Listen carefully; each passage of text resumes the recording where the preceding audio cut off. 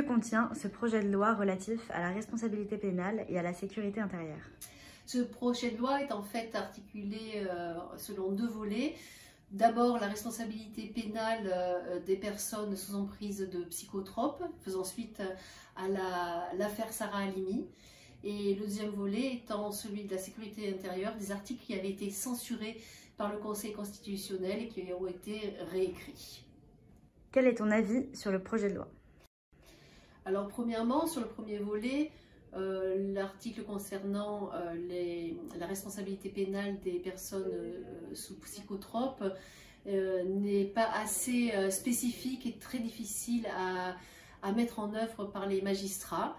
Deuxièmement, concernant la sécurité intérieure, l'utilisation des drones lors des manifestations n'est pas assez encadrée, de même que les articles concernant la rétention des mineurs paraissent disproportionnés.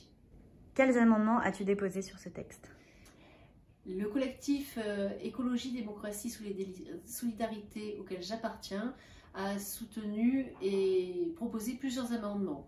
Des amendements de réécriture de la responsabilité pénale des personnes sous psychotropes avec une écriture plus simple et plus claire qui ont été rejetés en commission. Des amendements concernant l'utilisation des drones afin d'encadrer mieux et de préserver la vie privée des gens, notamment pour l'utilisation des drones lors des manifestations et interdire de filmer les jardins privés, mais aussi l'intérieur des véhicules.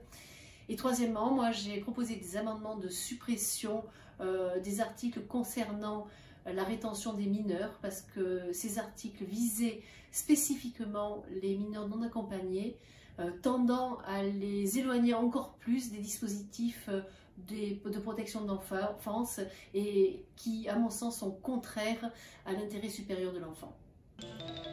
À vos questions, à nos discussions et à la prochaine émission.